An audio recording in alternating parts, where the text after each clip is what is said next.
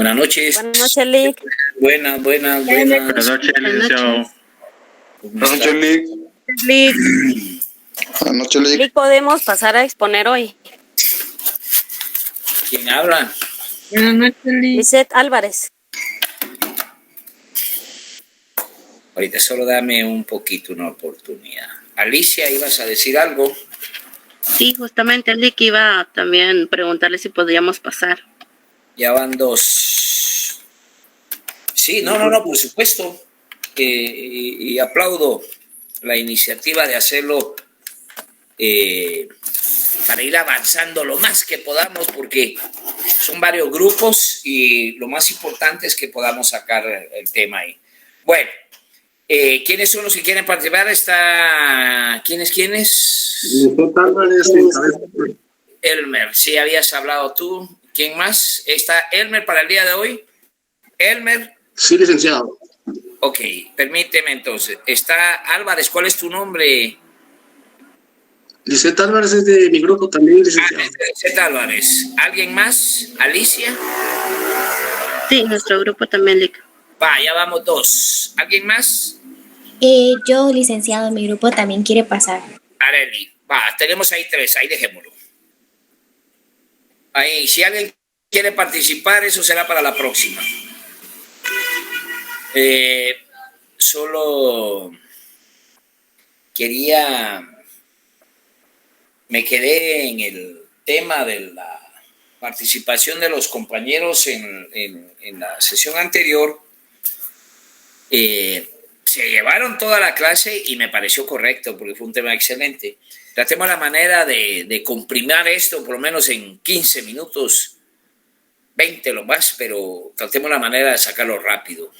Yo voy a estar pendiente y al tanto de las exposiciones de ustedes en la clase.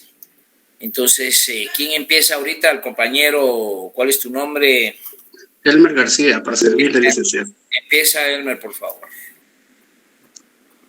Muy bien, solo encabeza mi compañera, la encargada de la coordinadora del grupo, por favor.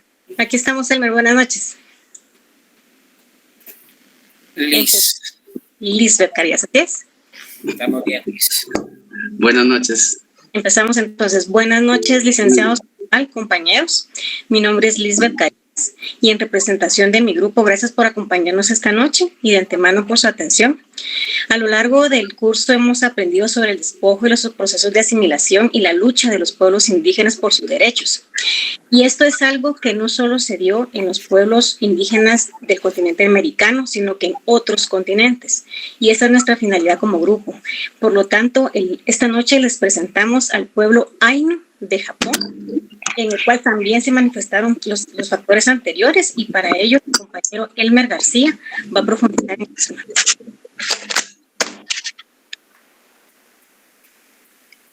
Muchas gracias, muy buenas noches. Como dice la compañera, agradecemos su fina atención a esta transmisión.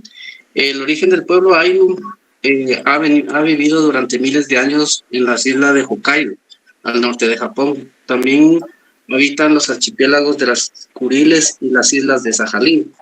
Algunos estudiosos defienden, y es la teoría más extendida, que los Ainu llegaron a Japón a través de ese canal helado que se creó entre América y Asia en la época glacial. Japón, aunque los Ainu fueron los originarios en Japón, los mismos japoneses rechazan dicha afirmación. Sus características físicas: vestimenta, armas y utensilios de los Ainus, con pelo extrañamente ondulado y en muchas ocasiones de color castaño, y sus hombres tradicionalmente portan grandes barbas y bigotes, rasgos que los diferencian de los japoneses. Su vestimenta tradicional: una capa tejida con hilo extraído de la corteza del olmo y de la piel de los animales que cazaban.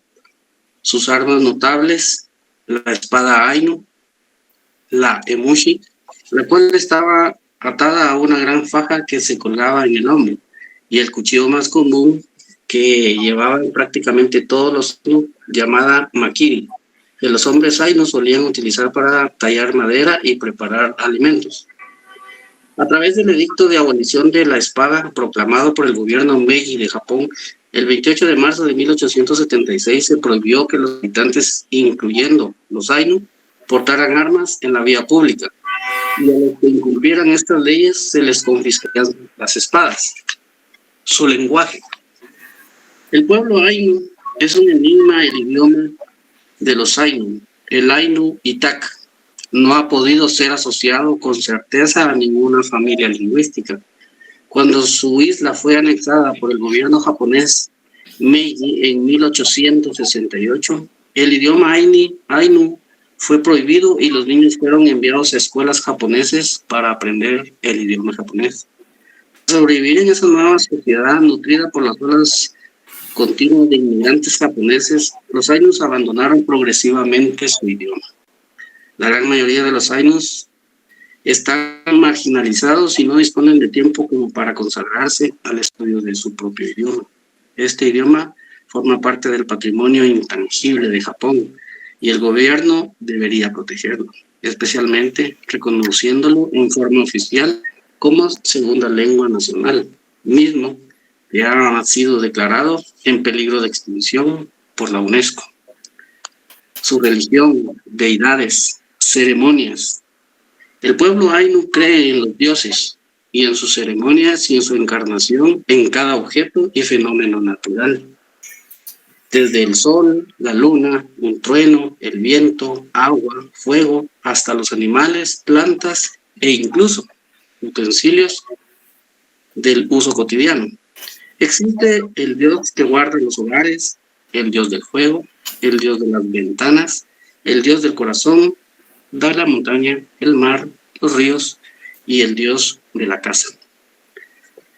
Y Omante, una ceremonia Ainu,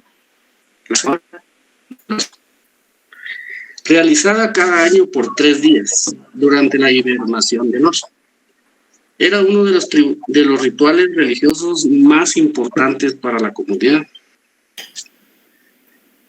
No obstante, horrorizó a los japoneses. Para ellos se trataba de una costumbre cruel en el que el oso era disparado con flechas y finalmente asfixiado. Muy distinto a sus códigos sintoístas. Finalmente el gobierno japonés lo prohibió en 1790. Actualmente la ceremonia sigue teniendo lugar, pero se trata de un festival representado para los turistas. La polémica está abierta, porque para algunos Ainu se trata de una pantomima que comercializa lo que antes era un ritual sagrado. El Nuyen, el tatuaje Ainu. Al igual que una obra pictórica o una escultura puede lograr acercarnos a vestigios de culturas lejanas, el tatuaje es una manera de expresión artística, transmitiendo conocimientos o peculiaridades de dicho pueblo. Para los Ainu, el hecho de la práctica del Nuyen también se encuentra íntimamente ligado a su identidad y su legado. El tamaño de los tatuajes indicaba cuando la mujer estaba lista para casarse y además creían que le daba protección ante los espíritus malignos que podían penetrar a través de la boca en el cuerpo de estas mujeres Ainu. Durante el gobierno Meiji en Japón se emitió una prohibición de los tatuajes con la esperanza de que la nación tuviera una apariencia civilizada. Por tal razón, muchas mujeres Ainu llegaron a ser perseguidas por la prohibición de Japón sobre los tatuajes. Ellas no querían perder sus raíces y siguieron tatuando, pero finalmente perdieron la batalla.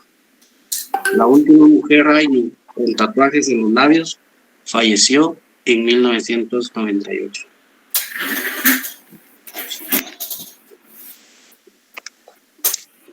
La lucha de las mujeres Ainu.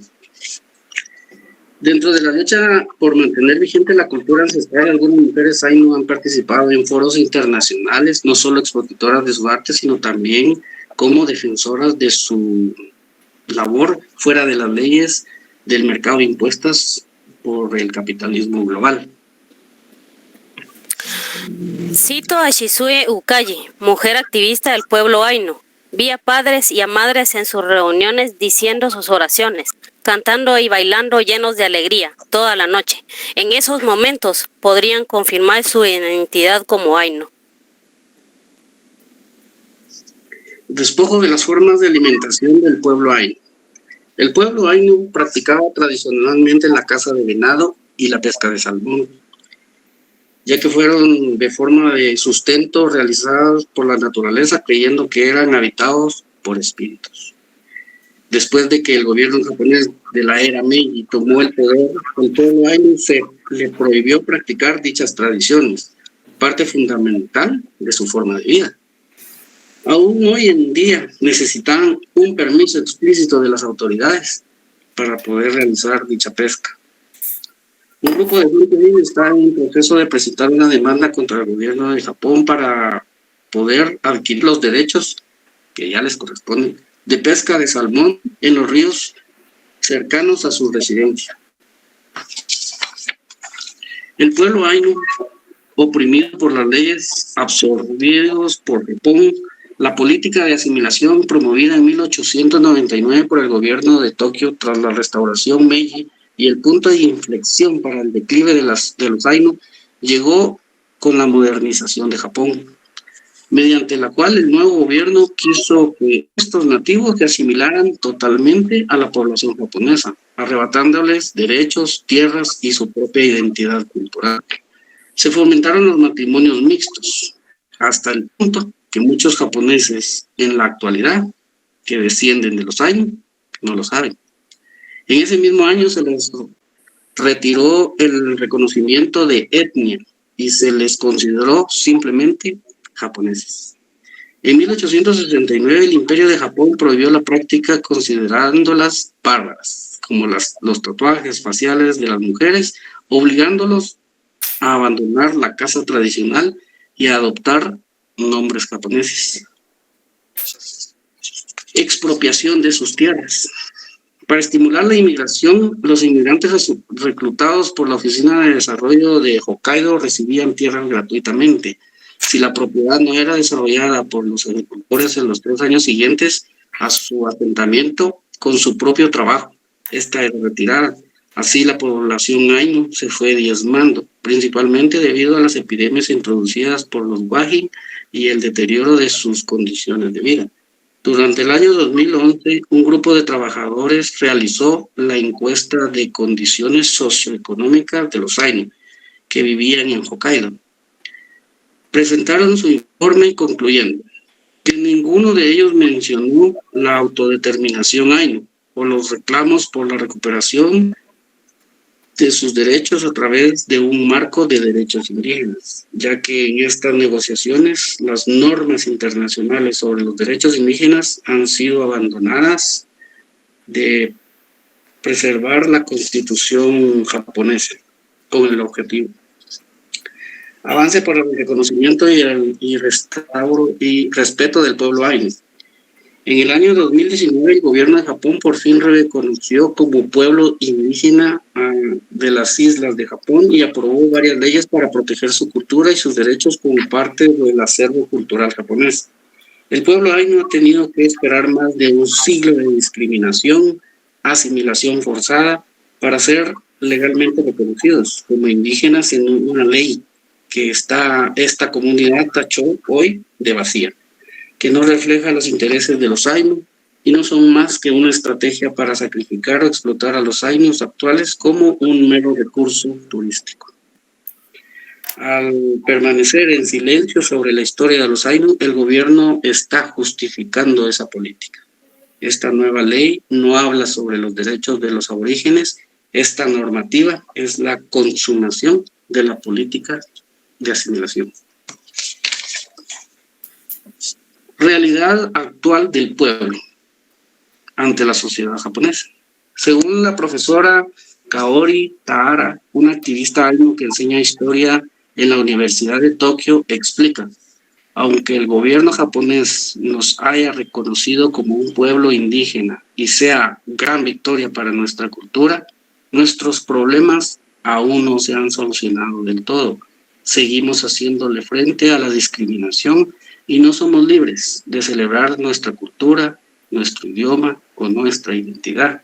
Esto es analizado desde el evolucionismo, un pensamiento etnocentrista en el que la diversidad cultural nace, la relación de alteridad desde nosotros, los japoneses, la civilización, progreso, los otros, los Ainu, barbarie, salvajismo.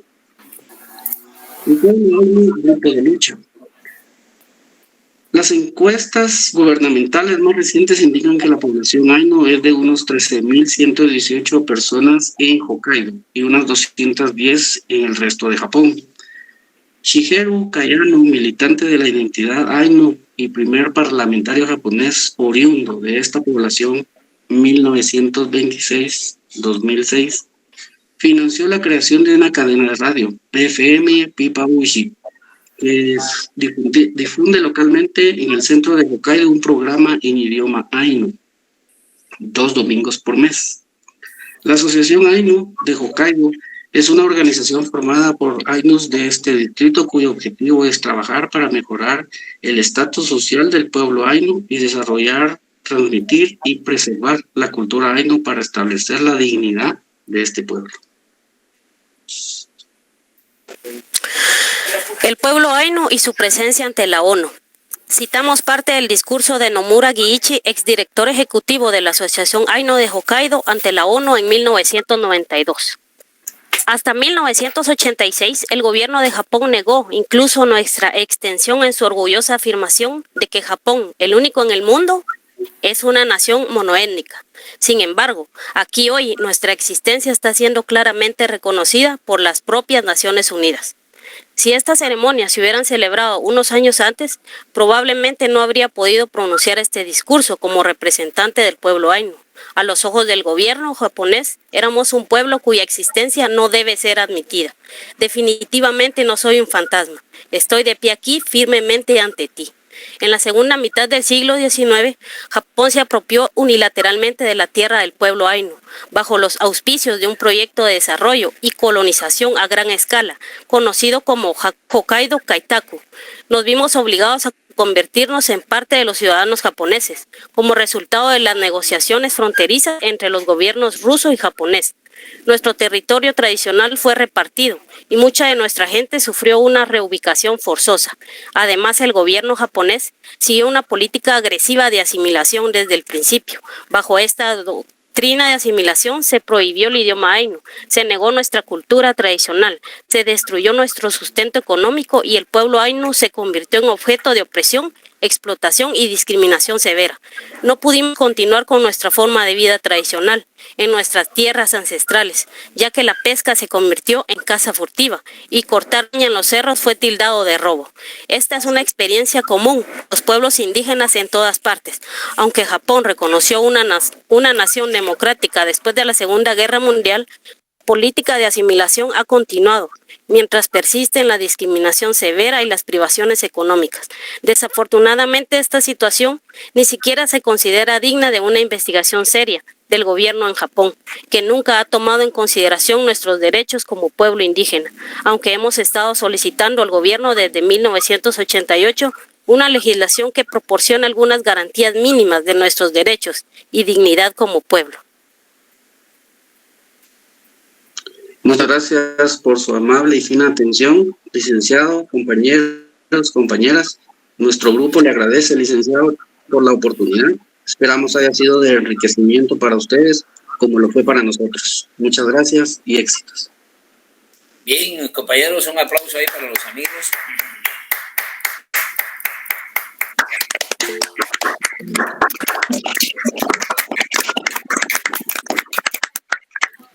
De esta exposición, como dice María Mercedes, bonita, dice,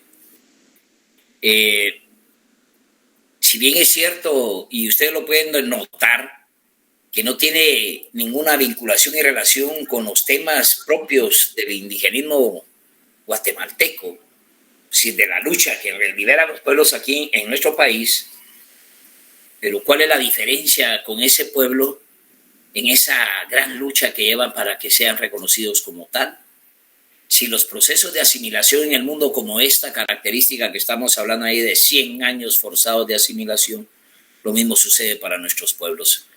Sin embargo, creo que la exposición lo que nos da es el escenario hasta de lucha, hasta en las Naciones Unidas, en la búsqueda de reconocimiento de valores, de una cultura importante y de poblaciones que históricamente han asumido este papel y que precisamente los poderes hegemónicos, por razones económicas, lo podríamos decir, por un poder hegemónico, dispone en esencia estos temas. Y me llama la atención donde legalmente definen de que no hay etnias, de que legalmente todo el mundo es japonés. Tienen que seguir en la lucha hasta que haya un reconocimiento como pueblo, pero aún así continúan todavía estos procesos de asimilación que desconocen, marginan en esencia los valores que tiene un pueblo, una etnia, y eso. Felicito a los compañeros ahí por su exposición. Está aquí anotado su participación y les agradezco mucho ahí. Nuevamente reitero mis felicitaciones al grupo. Es un trabajo, yo desconocía de este pueblo, soy honesto, pero me parece interesantísimo la lucha que han librado hasta este momento. Gracias por aportar este conocimiento, compañeros. Bien, a ver, ¿quién tenemos ahí? Habíamos anotado, ¿no? Liz, ¿ya? Sí, Alicia. Sí, buenas noches a cada uno de ustedes, compañeros. Me presento, soy Alicia Morales, la coordinadora de este grupo, y desde ya les agradezco su atención. A continuación los dejo con nuestros compañeros quienes van a desarrollar mejor nuestro tema. Gracias. Buenas noches, licenciado. Buenas noches, compañeros. A continuación les vamos a presentar el tema de la masacre a los pueblos ixiles. Entonces vamos a dar... Una previa, perdón, ¿quién está exponiendo? Minor, Daniel Matías. Minor, ¿cuál es el tema, Minor? Masacre a los pueblos ixiles. Bueno. Ok, démosle. Este sería el número 3, el grupo número 3. Estamos bien. Adelante. Adelante, Minor. Está bien.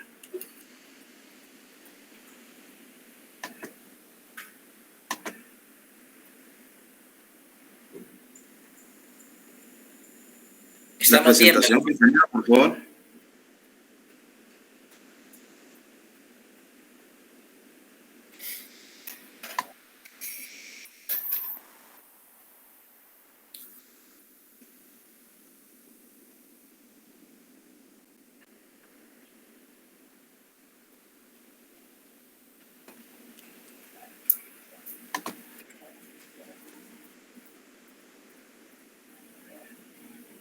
¿Me podrían confirmar si ven la pantalla? Disculpen. Sí, hay visión de la pantalla, Alicia. Gracias.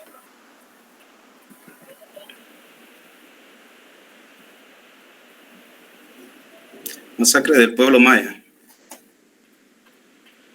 Hablamos de los ixiles. Se cree que los antiguos ixiles eran provenientes de Tikal, 500 años antes de Cristo.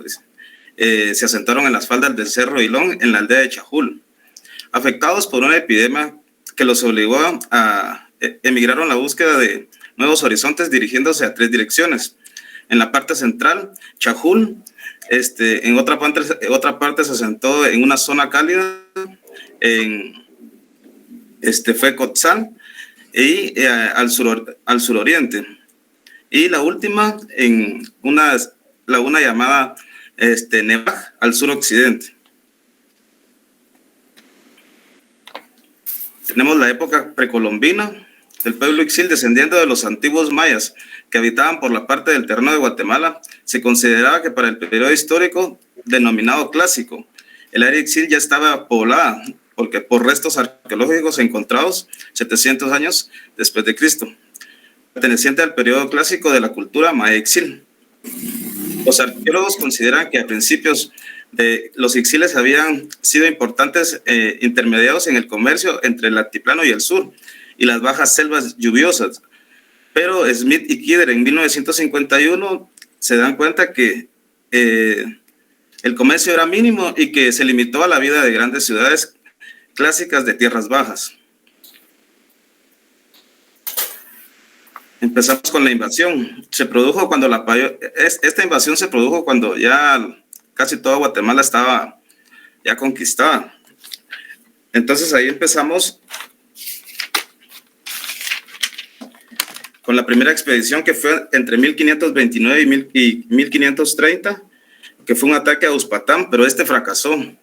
En la segunda expedición, las fuerzas de Francisco Castellanos tomaron todavía 400 indígenas sumados a su ejército. Cruzaron el río Zacapulas. De ahí más adelante, cruzando las tierras, hubo 2 combates donde entre 4,000 y 5,000 soldados ixiles los confrontaron, pero estos fueron derrotados y ahí empezó el esclavismo.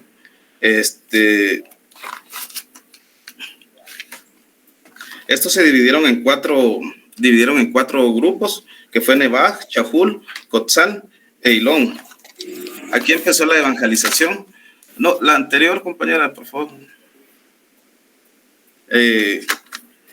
Aquí se dice que todavía estamos en la invasión. Empezó la evangelización, empezó la segregación y la asimilación hacia nuestros antepasados, ya que con la evangelización nos quitaron la cultura que ya tenía el pueblo, nos inculcaron el calendario católico, quitando nuestros 2 calendarios mayas, y por supuesto la iglesia, ¿verdad? Empezamos con la época colonial. A esta población aquí ya se disminuyó considerablemente debido a los trabajos forzados y a las enfermedades traídas por los españoles. En la época independiente, durante la conquista del pueblo ixil, fueron sometidos militarmente por los españoles entre 1529 y 1550 por Francisco de Orduño y Francisco de Castellanos. En el gobierno liberal, aquí ya aparece Justo Rufino Barrios, que él gobernó entre 1873 a 1800. Aquí vemos que el aislamiento de la zona ixil aumentó y con su autonomía. Seguimos con el gobierno de Jorge Ubico, que fue entre 1951 y 1944, y no guarda muy buenos recuerdos porque aquí empezó promulgaron la ley de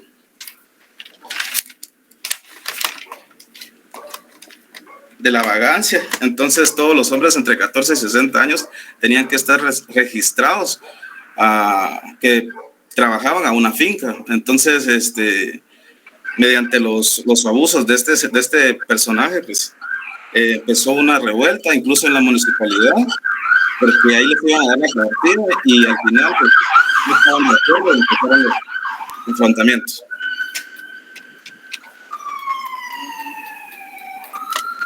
Tenemos la Revolución de Octubre, registros ixiles de la Municipalidad de Nevaj en 1943.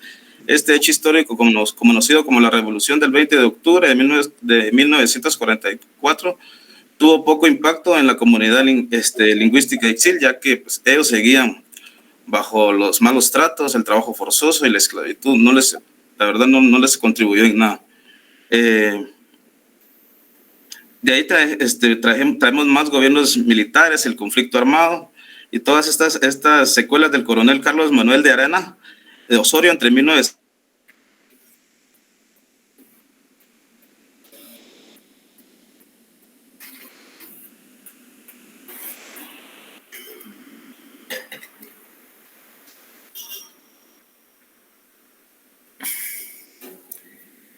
Se fue el sonido, ¿verdad, compañeros? No se oye, Lick. Estamos ahí. Vamos a darle chance a ponerlo ya está ahí. ¿Ya estás ahí, Minor?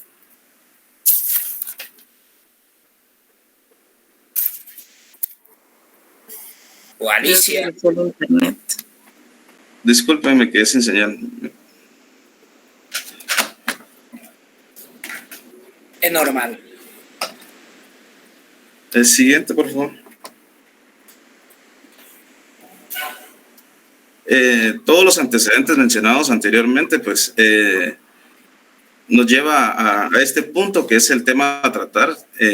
Entonces, solo una para recalcar, nosotros ya, los españoles nos trajeron aparentemente escuelas y nosotros ya contábamos con aprendizaje de nuestros antepasados. Los mayas eran o son considerados uno de los mejores astrónomos, ya teníamos el calendario más exacto, nos trajeron credo, nos trajeron aparentemente civilización y nosotros cuidábamos más la vida. Entonces, esto queda en contexto y empezamos en el Triángulo Ixil, en Santa María Nevaj, San Gaspar Chajul y San Juan Cotzal.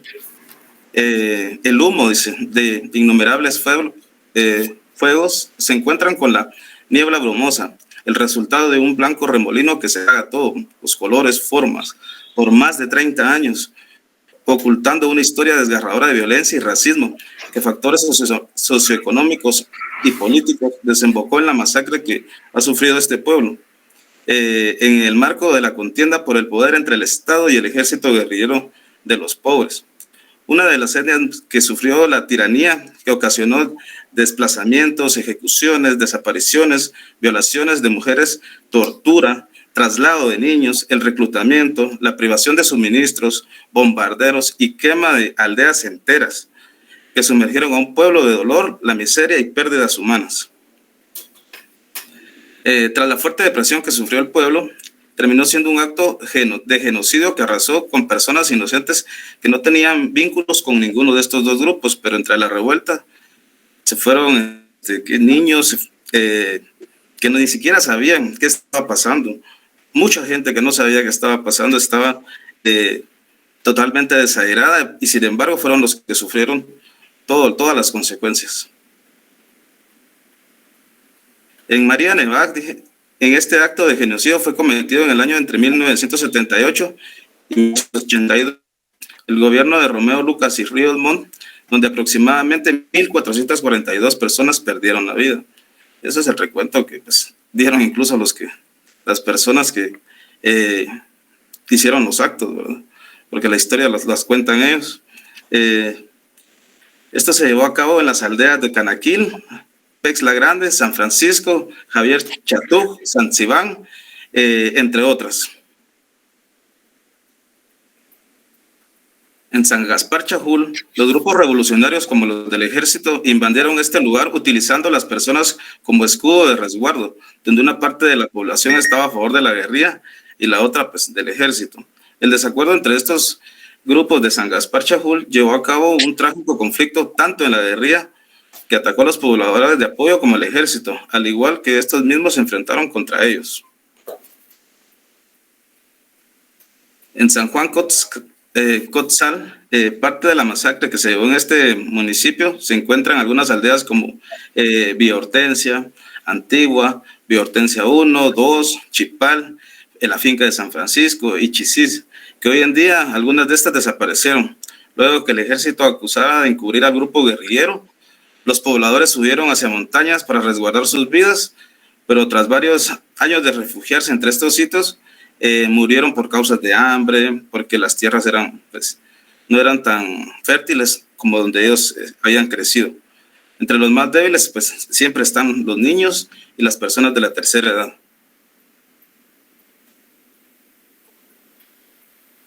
Tenemos las violaciones del pueblo Maya Ixil a mujeres y niñas.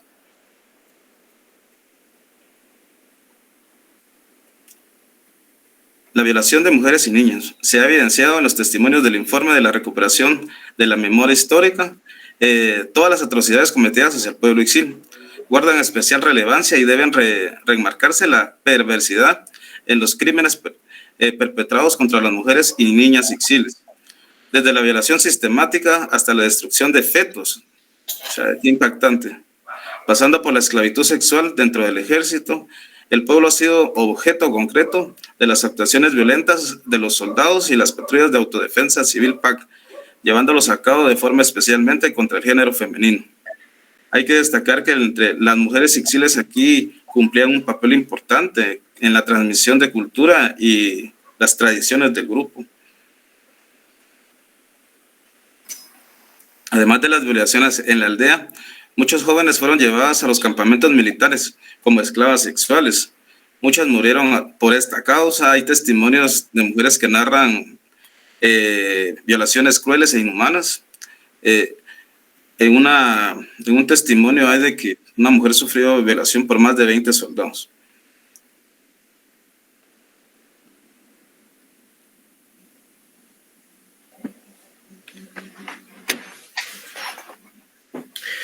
Buenas noches, compañeros. Mi nombre es Gamaliel Mejía y voy a continuar con la trágica historia que habla sobre la masacre del pueblo Maya Ixchil. Entonces tenemos los testimonios de los sobrevivientes. Elena Cabajijón narra: a mi papá lo hincaron en un puente y le dispararon. Se dieron cuenta de que no había muerto del disparo, entonces le dieron con un machete en la cabeza. Ya se había muerto mi papá. A mis hermanos les quitaron la ropa y los tiraron al fuego. En el caso mío, a mí me quitaron la ropa. Estaba totalmente desnuda, me empujaron al río y me quebré. Nunca supe por qué hicieron eso. Francisco Pablo Carrillo narra de manera fría y pausada, recalcando desde el comienzo: yo vi y yo lo viví. Es triste contarles, no es cosa fácil. Cuando llegó el ejército a rodear la finca, cuando sentimos ya nos tenían rodeados, corrí y me escondí en la montaña. Prendieron fuego al juzgado. Al día siguiente bajamos a ver y ya no había nada, solo carbón. Solo carbón eran los cuerpos de los niños.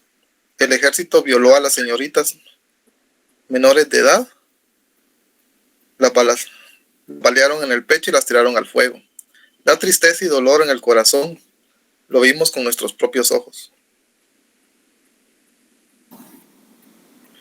El apoyo de la iglesia a los pueblos indígenas. Durante el conflicto armado interno y el genocidio en nuestro país, existieron un sinnúmero de vivencias y hechos que con profunda amargura existen en los escritos históricos. Si bien se encuentra una vasta información referente a este fatídico suceso, poco se habla de algunas figuras que involucraron por la igualdad y la justicia en el país. Algunos sectores de la Iglesia Católica tenían la iniciativa de aportar a la defensa de los derechos, la igualdad de los pueblos explotados, realizando actos para ayudar contra la opresión. Un hombre que sobresale entre la desesperada acción de auxilio hacia los pueblos indígenas fue el sacerdote jesuita Ricardo Falla, que brindó acompañamiento pastoral a las comunidades de población en resistencia, CPR de Ixcán, en la selva del norte de Quiché, donde vivió cara a cara las desdichas del conflicto.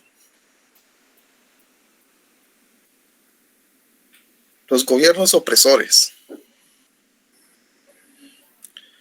El gobierno de Fernando Romeo Lucas García, entre los años de 1978 y 1982, puso en marcha todos los recursos de terror posible, desde el asesinato en plena vía pública hasta la sistematización de las masacres. De esa forma, la organización política y social de los guatemaltecos entre 1978 y 1982, Guatemala vivió los momentos de mayor angustia y violencia de los que se tenga memoria en la historia política del siglo XX. Durante el gobierno de Romeo Lucas García, la espiral de violencia siguió aumentando hasta alcanzar niveles inimaginables. El gobierno concretó sus esfuerzos en aniquilar al enemigo interno. El terror que se desató durante el gobierno de Lucas García desestructuró todas las organizaciones sociales, políticas y profesionales existentes. La administración de la justicia también se vio fuertemente afectada por ello. Jueces y abogados fueron asesinados con el objeto de paralizar completamente a la justicia y toda acción de protección de los derechos humanos. En ningún otro periodo se ejecutaron tantos jueces y abogados, especialmente aquellos que habían dado trámite a recursos de exhibición personal o que habían dictado resoluciones contrarias a los intereses del gobierno. Ante esta represión, otros jueces y abogados optaron por plegarse a los impositores del Ejecutivo para la aplicación de la justicia. Teniendo en cuenta la evidencia, concluimos que Lucas García, que llegó al poder por medio de un golpe de Estado militar de Guatemala, tuvo un mismo patrón de prácticas de tortura, detenciones arbitrarias, ejecuciones extrajudiciales y las graves violaciones de los derechos humanos que tuvieron como consecuencia el genocidio del pueblo maya Ixchil. El gobierno del general Efraín Ríos Montt entre los años de 1982 y 1983. El 23 de marzo de 1982 ocurrió el golpe de Estado contra el gobierno de Romeo Lucas García, quien llevó al poder al triunvirato militar encabezado por el general Efraín Ríos Montt e integrado por los coroneles Héctor Maldonado Shad y Francisco Luis Martínez Gordillo. El 9 de junio de 1982, Ríos Montt se autoproclamó jefe de Estado. Anuló del poder a los coroneles Héctor Maldonado Shad y Francisco Luis Martínez Gordillo. Ríos Montt ordenó la creación del Plan Estratégico Victoria 82 al director del Estado Mayor del Ejército. La doctrina de seguridad nacional implicaba que el enemigo interno estaba conformado por todas aquellas personas y grupos opuestos al régimen establecido, dentro de los cuales se incluyó a los miembros del grupo Maya Ixchil. El plan de la compañía Victoria 82 contiene datos que permiten inferir que la población Ixchil fue un blanco principal para el ejército, porque era considerada la base social del EGP, que operaba en los municipios de Santa María Nevar, San Gaspar Chajul y San Juan Cotzal. Subrayan que estos planes no solo establecerían una política contrainsurgente, sino que fueron el instrumento base del alegado genocidio del grupo étnico Maya Ixchil y de otros pueblos de origen maya. De acuerdo con el informe de la CEH, Guatemala, Memoria del Silencio. Justicia. El genocidio contra el pueblo Ixchil, como otros delitos graves conforme a los derechos internacionales, fue cometido de manera sistemática por el ejército de Guatemala durante las dictaduras de Romeo Lucas en los años de 1978 y 1982 y de Efraín Ríos Montt en los años 1982 y 1983. La responsabilidad penal por estos hechos recae sobre los altos mandos del Estado y las fuerzas militares de la época. La decisión de la Corte confirma que el sufrimiento y la humillación sufrida por el pueblo Ixchil a manos del ejército guatemalteco constituyeron delitos de genocidio y lesa humanidad. El Ministerio Público presentó la acusación en contra de los militares por las masacres y las graves violaciones que cometieron en contra de la población de las comunidades de la región Ixchil, bajo la lógica militar de exterminar al enemigo interno. La Fiscalía de Derechos Humanos del Ministerio Público presenta como evidencia 265 testimonios, 145 informes forenses, 15 peritajes de distintas disciplinas y 45 documentos y reportes, incluyendo los planes militares de la época. Ríos Montt, como tantos otros dictadores latinoamericanos, aunque fue encontrado culpable, logró anular el juicio. Las luchas por la afirmación de la sentencia continúan tanto en los tribunales nacionales como en la Corte Interamericana de Derechos Humanos. El pueblo guatemalteco, sin embargo, lo condenó. Conclusión. Es de suma importancia el recordar que no solo este pueblo sufrió estos crímenes de lesa humanidad, tan atroces e inhumanos en nuestro país. En el conflicto armado, muchos pueblos de los cuales se les arrasó quitándoles sus tradiciones, su cultura, sus territorios, a los niños y niñas su inocencia. Es por eso que el pueblo de Guatemala debe conocer esta historia tan lamentable para que nunca más se vuelva a cometer este tipo de hechos tan lamentables. Quien no conoce su historia está condenado a repetirla.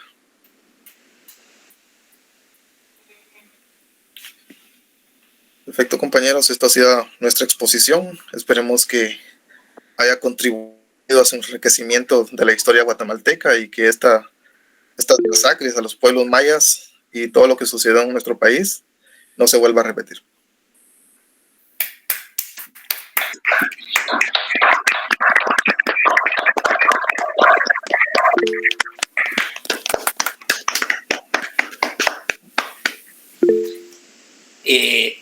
Bueno.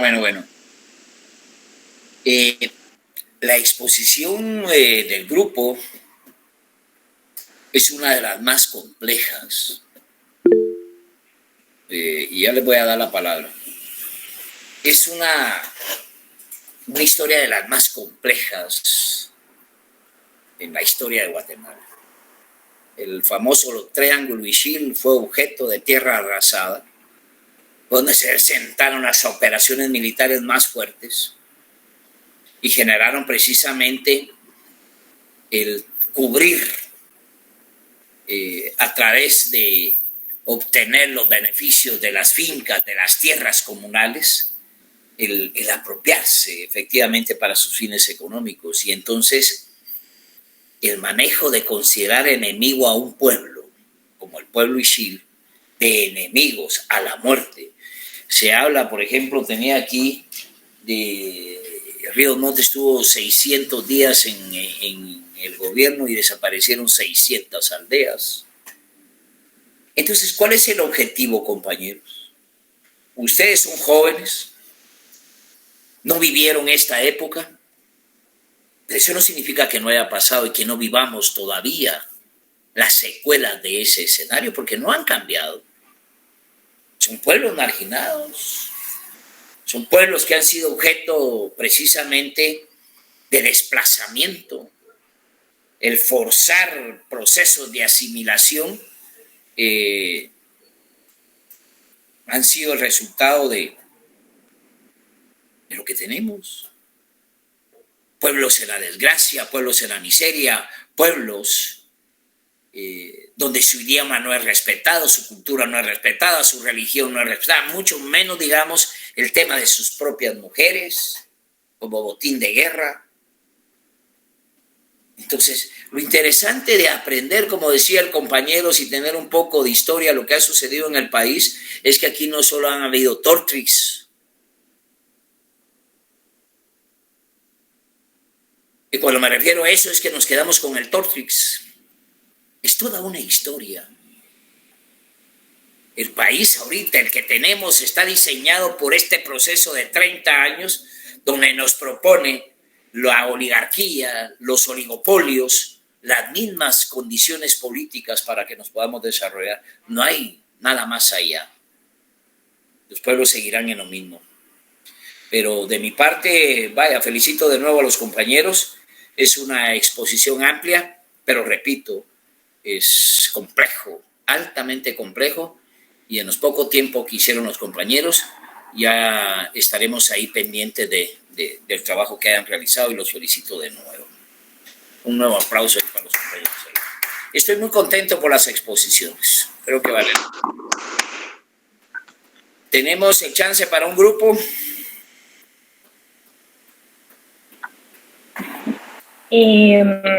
Primero, buenas noches a todos. Yo soy Arely Díaz, coordinadora del grupo, y en un momento voy a presentar. El tema que quisimos abarcar prácticamente era el de la restitución de las tierras después de los acuerdos de paz en 1996. Ahorita voy a presentar y me pueden confirmar si se ve.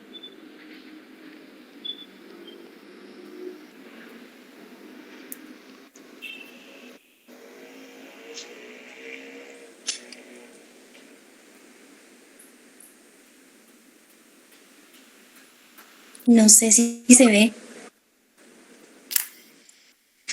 Todavía no, compañera. No se mira, compañero. Se mira. Ahí está. Ahora ya,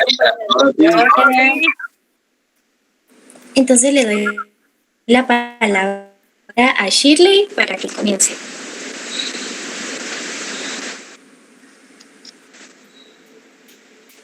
Buenas noches, compañeros. El tema que nosotros hemos decidido presentarles es la restitución al despojo de las tierras indígenas. Siguiente diapositiva, por favor.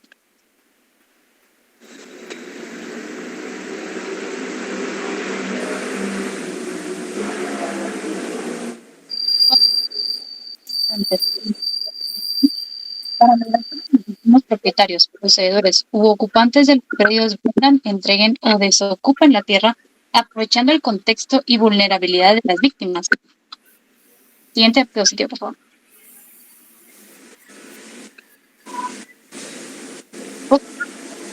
En Guatemala dieron lugar al conflicto interno, el cual finalizó después de 36 años en diciembre de 1996, con la firma de los acuerdos de paz, en los cuales se discutieron varias reparaciones para los afectados de dicho conflicto.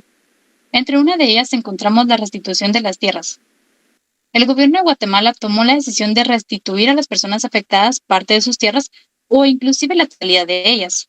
Pero eso no fue todo, pues esto trajo consigo muchos conflictos, no solo para las personas que no fueron restituidas, sino también entre las personas que ya poseían parte de la tierra y no les fue restituido lo mismo que poseían. Este problema se empezó a incrementar a finales del siglo XIX y a principios de los años 2000, y continúa hasta la fecha afectando a muchos sectores poblacionales del país. Siguiente diapositiva, por favor.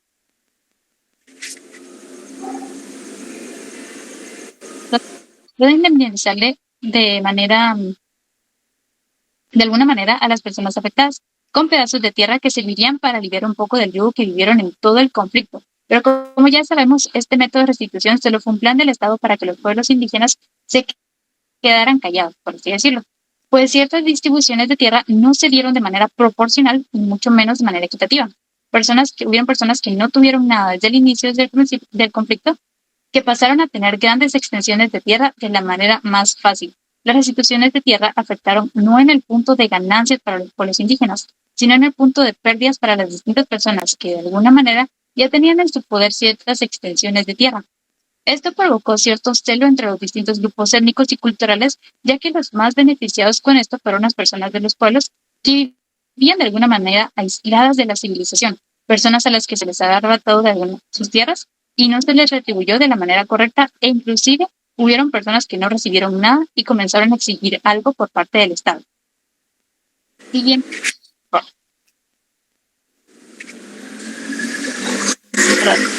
Los que se hicieron a las personas indígenas sobre sus tierras han jugado hasta la fecha un papel importante en la economía y distribución del país, pero no es solo esto, ya que con esto se logró a la vez un avance en el ámbito jurídico, ya que este acuerdo abrió una brecha a la larga lista de los derechos que luego se les fue reconocido a las personas que provenían de las comunidades indígenas.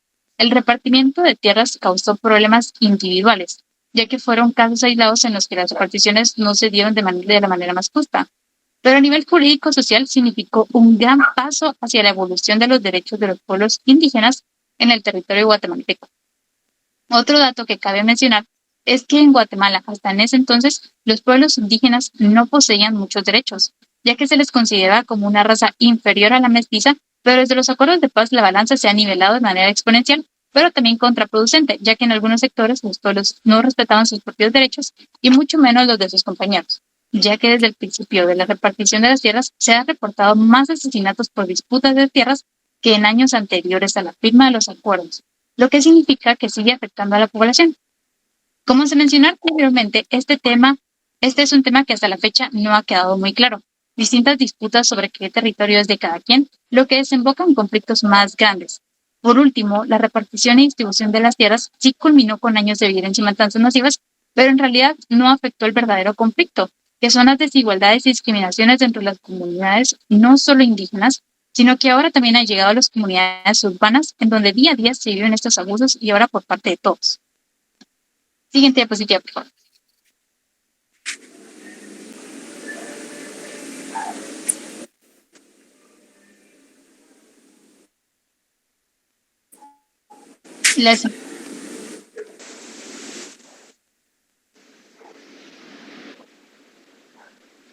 Actualmente podemos encontrar varios artículos en los cuales se toma en cuenta el acceso a la tierra, el cual definimos como la posesión de la tierra en lugar de simplemente tenerlas. El Convenio 169 sobre pueblos indígenas y tribales en países independientes de la Organización Internacional del Trabajo, la OIT, que es el Instituto Internacional de los Derechos Humanos específico más relevante para los derechos de los indígenas, que establece que los pueblos indígenas y tribales deberán gozar plenamente de los derechos humanos y libertades fundamentales, sin obstáculos ni discriminación a los hombres y mujeres de esos pueblos.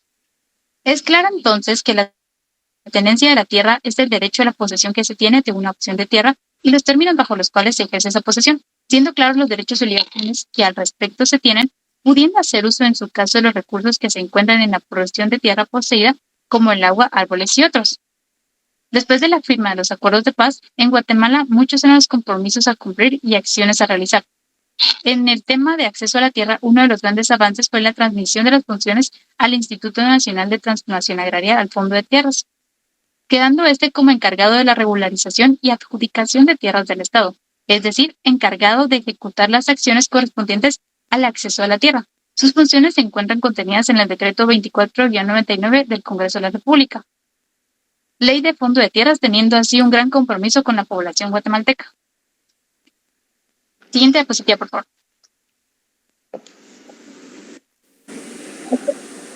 Están en vigencia diversas leyes que se relacionan al acceso a la tierra, algunas nuevas, otras modificadas después de los acuerdos de paz y otras que simplemente siguen en el mismo estatus que tenían hasta antes de la firma de los acuerdos. La Constitución Política de la República de Guatemala es la ley suprema de nuestro país y tiene como finalidad la realización del bien común para los habitantes de la República. Teniendo en cuenta que el tema de acceso a la tierra es de interés general, regula varios aspectos sobre ellos, iniciando con la tierra de las comunidades indígenas, que al respecto en su artículo 67, asimismo en el artículo 68 de nuestra Constitución sobre el acceso a la tierra a comunidades campesinas, podemos leer: mediante programas especiales y legislaciones adecuadas, el Estado proveerá de tierras estatales a las comunidades indígenas que las necesiten para su desarrollo. Por ello, desde ahí radica la importancia de una institución estatal que regule los procedimientos necesarios. Muchísimas gracias por su atención. A continuación los dejo con mi compañero. Buenas noches, licenciado. Buenas noches, compañeros. Quiero comenzar esta intervención con la cita de un poblador de Nevaj que nos dice: creo que una de las cosas negativas que dejó la restitución de tierras fueron las víctimas. Por ejemplo, porque hemos sufrido. Mi caso, por ejemplo, puedo decir que mis hijos están muertos. ¿Por qué mataron? Y ahora estoy sin mis hijos. Me siento muy triste por eso. Eso es lo que sentí y lo que siento ahora. Mis hijos murieron y mis hermanos murieron. Mis hermanos también fueron asesinados. No puedo volver a ver sus cuerpos cuando fue enterrado. Un perro se lo comió. Nos estábamos muriendo de hambre. No podíamos comer. Estábamos corriendo y escondiéndonos en las montañas. No teníamos nada para comer. Lo que pasó cuando se firmó la paz y volvimos, pero no hay tierra. Nos robaron nuestra tierra. Ningún lugar para vivir. Esa es una entrevista anónima que fue tomado luego de que se pretende esclarecer ese proceso del conflicto armado interno. Siguiente diapositiva, por favor.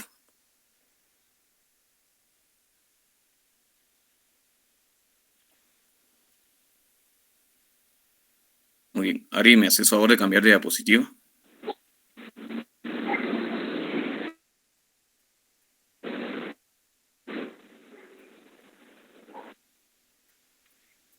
Sí, pero no sé por qué no llega.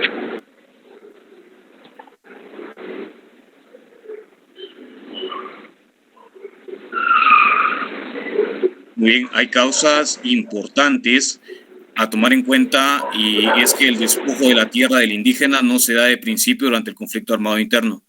Desde que nosotros tenemos conciencia y la historia nacional lo narra, hemos podido ver que desde la llegada de los primeros europeos al continente americano, se despoja al indígena de su tierra, se le quita la tierra. Luego lo veremos más adelante, cómo se adueñan o se les otorga títulos a las personas a través de convenios de los gobiernos, y para eso nos servirá de ejemplo lo hecho por Estrada Cabrera, cuando le da gran parte del territorio nacional, gran parte de la tierra de los indígenas, a la United Fruit Company. Después de esto, veremos cómo durante el gobierno liberal de Art Ben Guzmán se pretende restablecer o restituir esas tierras a los indígenas, lo que al final crea ese conflicto y ese enfrentamiento que da como consecuencia el conflicto armado interno, esos 33 años de guerra que desgraciadamente tienen como punto medio a la población indígena y a la población civil nacional. Siguiente diapositiva, por favor. Siguiente. Muy bien, vemos cómo, pues en algún momento, durante la presidencia o durante el golpe de Estado que da Castillo Armas, se inicia un periodo de gobiernos liberales anticomunistas. Esto al final crea una segregación social que tiene de punto intermedio a el indígena guatemalteco, que al final es quien sufre a causa del movimiento. Siguiente diapositiva.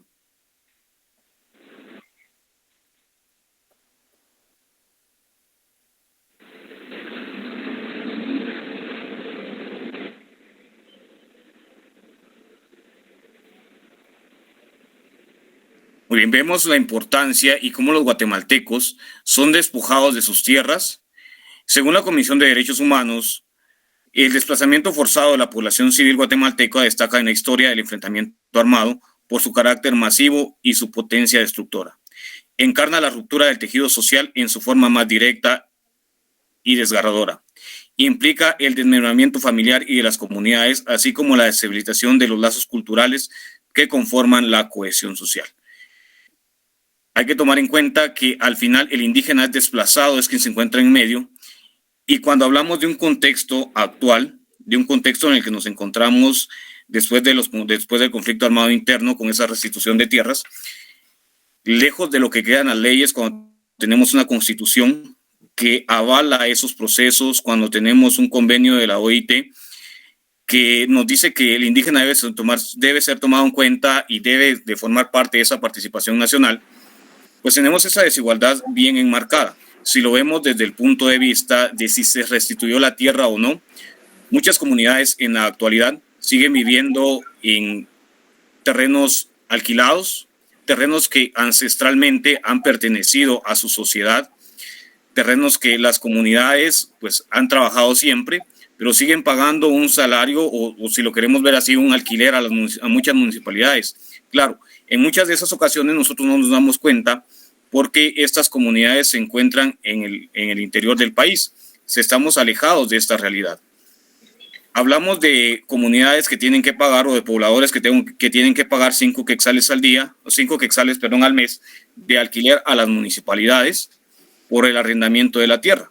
Claramente nosotros podríamos decir, bueno, son 5 quetzales que no representa gran cantidad para nosotros, pero estamos hablando de una población indígena donde el salario mínimo al día, lejos de lo que esté establecido, se establece en 20 quetzales, con una gran cantidad de miembros de familia a mantener. Entonces, si lo vemos desde ese punto, pues es una indígena tenga que pagar por la tierra que al final le pertenece. De este proceso o del por qué no se ha dado, es que al final las tierras no están registradas legítimamente.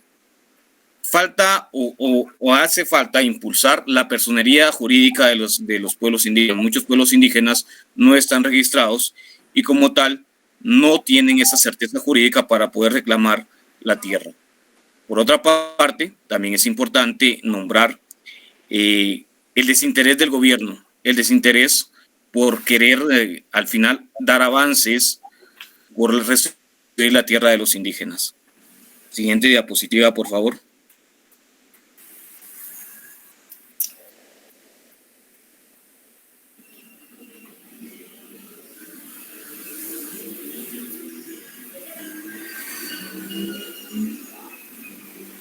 Ari, ¿me haces el favor de cambiar de diapositiva?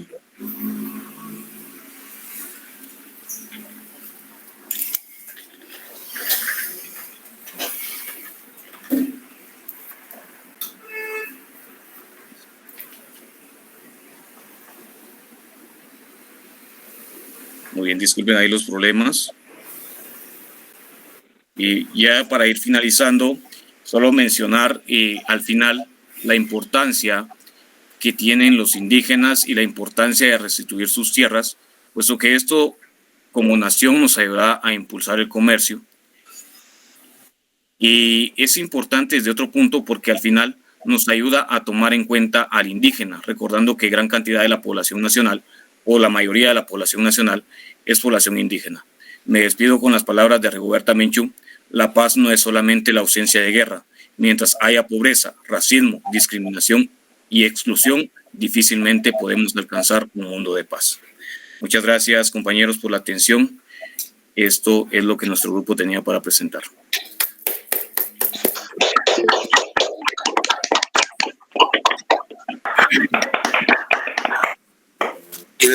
Igual el manejo del análisis de la devolución de la tierra, pueden haber todas las disposiciones legales que querramos, pero el campesino no tiene tierra. Si esto lo valoramos dentro del contexto de cómo se despojó la tierra desde el inicio, estos escenarios, por ejemplo, planteados como por ejemplo los acuerdos de paz de restituirle la tierra precisamente a los campesinos, ni siquiera se valoró a la gente indígena y campesina. Fue abandono. Eso fue un escenario que simplemente no ha tenido mayor eco, porque al final de cuentas no es el que tengamos disposición de tierra o que necesitemos una personalidad jurídica a los pueblos para poder demandar el derecho que tenemos a la tierra. Yo estoy bien claro que debemos de comprender y entender precisamente de todos los escenarios de que fueron víctimas precisamente nuestros pueblos ancestrales. Despojo de su tierra. Y cruentamente después, en la continuidad de lo mismo, solo que en otros temas, la guerra durante 36 años, exactamente generar todo un conjunto de medidas para hacer del país, entre comillas, un sistema único, un sistema sin pueblos. Y fue precisamente los levantamientos que generaron algo diferente y la tierra pendiente. Aunque en los acuerdos de paz se habla de la restitución de las tierras y se otorgaron precisamente a través de instituciones jurídicas, ya mencionaba ahí la compañera precisamente la ley que regula el acceso a la tierra, el fondo de tierras, mínimo, no mínimo, nada, en función que todavía la problemática nacional, porque el acceso a la tierra, sigo insistiendo, solo está para parte de los oligopolios de las producciones agrarias que van para el extranjero. Ya hablamos de la United Fruit Company, desde cuándo se vienen definiendo. Hay que hablar de todas las empresas, pero el tema central es atender de que existe un monopolio y que aún con las definiciones de entrega de la tierra de los pueblos, la problemática del país sigue vigente. Siguen aplicándose los sistemas que no le dan el reconocimiento a los pueblos, no le dan acceso a la cultura de los pueblos, menos a la tierra todavía. Vamos a dejar ahí. Alan, ¿querías decir algo? Pero quiero felicitar a los compañeros, es un trabajo también extenso, ya voy a tener el trabajo para verlo de todas maneras. Alan, ¿ibas a decir algo? Buenas noches, compañeros y licenciado. Bueno, antes que nada, felicitar a todos, ¿verdad?, por la exposición. Otra cosa, licenciado, mi grupo, para adelantarle de una vez que el lunes vamos a exponer sobre el conflicto armado y quiero saber si me puede volver a repetir de a qué hora estará mañana recibiendo los trabajos para poder llevárselos. A las 11 ya estoy abierto acá. Gracias, licenciado. Ya voy a estar aquí en la oficina. Un aplauso para todos y muchas gracias por su atención. Muchas gracias por su atención. Ya de hoy ahí. Qué bueno saber ahí. Buenas noches, Lee. Muchas gracias, licenciado. Feliz noche. Gracias. Buenas noches, licenciado. Buenas noches, licenciado. Bien. Licenciado, buenas noches. Le quería consultar si mañana de las 11 en adelante va a estar. A las 11 estoy por aquí. Como a las 10, 11 estoy aquí. No me haga madrugar, es sábado. Muy bien, licenciado. Muchas gracias. Buenas noches, compañeros. Buenas noches, licenciado. Feliz noche, gracias.